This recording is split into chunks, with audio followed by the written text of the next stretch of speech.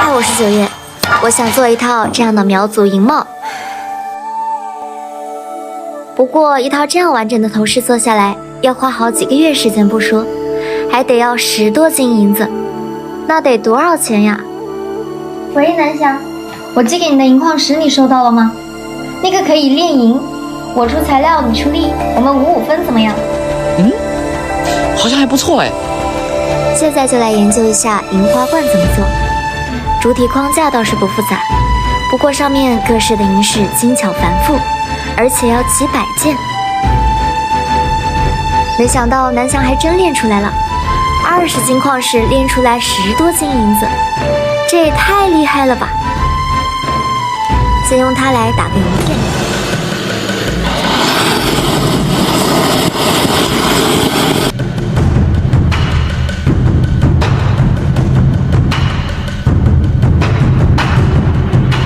用尖头锤打，可以让银条快速展开；再用平头锤打，使银片的厚度均匀。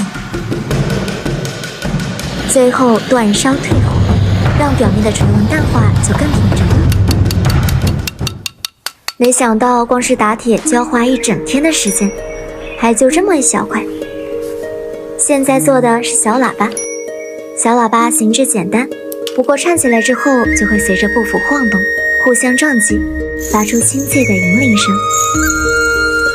之前只觉得苗疆神秘，银饰华美，查阅资料才知道，苗族竟是5000年前九黎蚩尤的后人。他们没有文字，就在银饰上铭刻了他们的历史。这哪是一件饰品啊，简直就是一本无字史书。这是我能做出来的东西吗？我觉得得去苗寨拜师学艺，多了解之后才能做出正宗的苗族银饰。这里就是西南苗疆吗？太美了！我找到了麻料村银饰锻造技艺的非遗传承人潘世学老师。老师，哎，你好，九月啊，你好。请教之后才发现，这个远比我想象的还要复杂。首先得做银丝。苗族银饰中银丝的运用极多，把银条手工锤细之后，这样从小孔中穿过，用力拉出。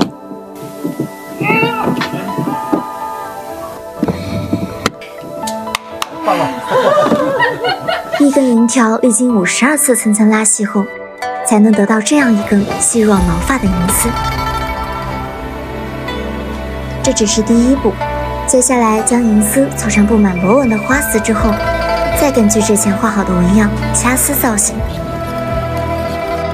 除了装饰作用，银饰对苗族其实还有非常特殊的意义。因为苗族是一个迁徙的民族，把所有财物打成银饰佩戴在身上，方便在战火来临时家随人走。另一方面，铭刻这些花纹，在苗人看来并非在雕花，而是刻灵。铭刻图腾就可以恭请他们的祖先神灵，身着盛装就意味着仙灵附体，可以获得庇佑。正是因为银饰有着这种信仰般的意义，也造就了他们对工艺的极致追求。掐丝做好之后，再把它们放在银片上，滴上硼砂水，撒上焊药，焊接在一起。这一步需要特别小心，花丝只要没有沾上硼砂水，烈火一撩就会融化，甚至银片稍不小心就会烧穿。不过这样操作之后，再简单的图案都会变得精致起来。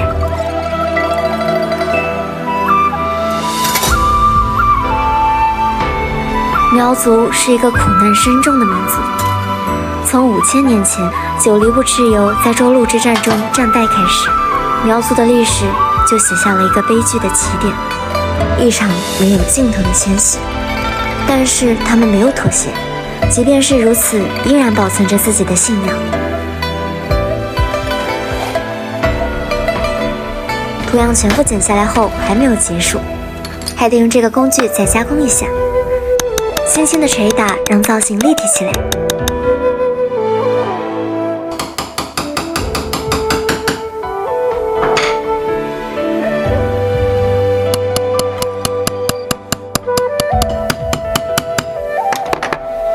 你看，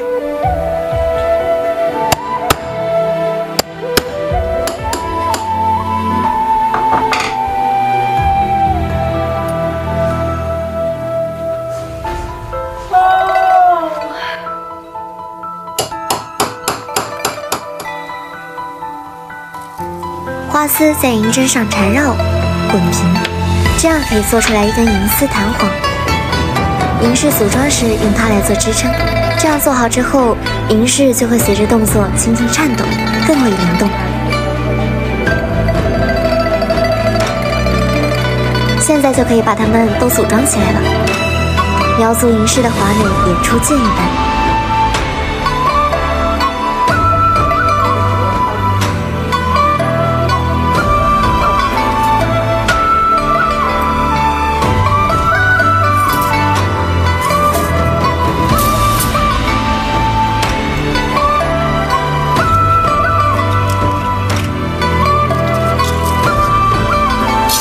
这些装饰的配件都做好之后，就可以来做主体造型了。这是银帽的外缘，师傅这里有刻好的模板可以拓印。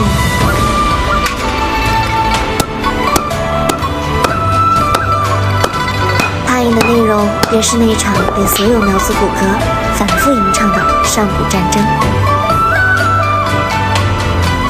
这是帽子上面的部分，有2个硕大的角。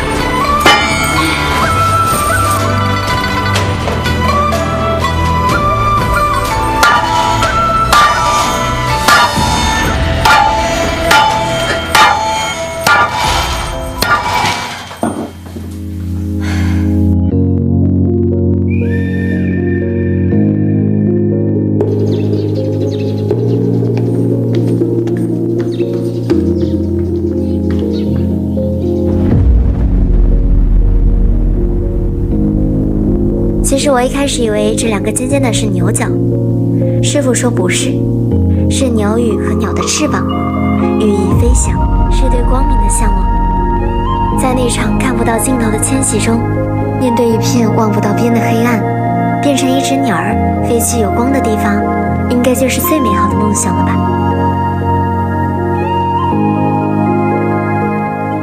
银帽的主体部分，光是拓印了图案还不够，还得暂刻镂空，让它变得更精致。先用火让松香软化，趁热把银片铺上去，按压服帖。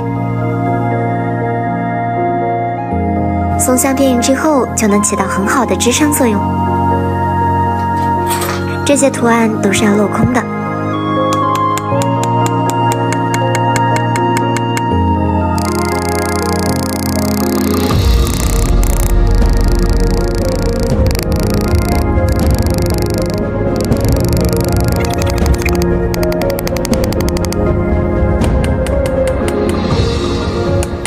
苗族银饰是以大为美，以重为美，但其实它的精细程度也是无以复加的。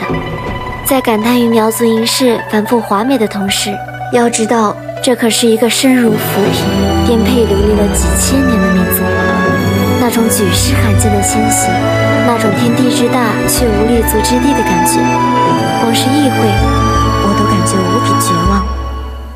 可是苗人没有妥协，他们宁愿与风霜为伴，宁愿以枫叶为屋顶，岩石做床榻，也要保留他们的天，他们的神，他们的信仰。这个苦难的民族穿过了千年的黑暗，依然倔强地把他们的骄傲带到了你的面前。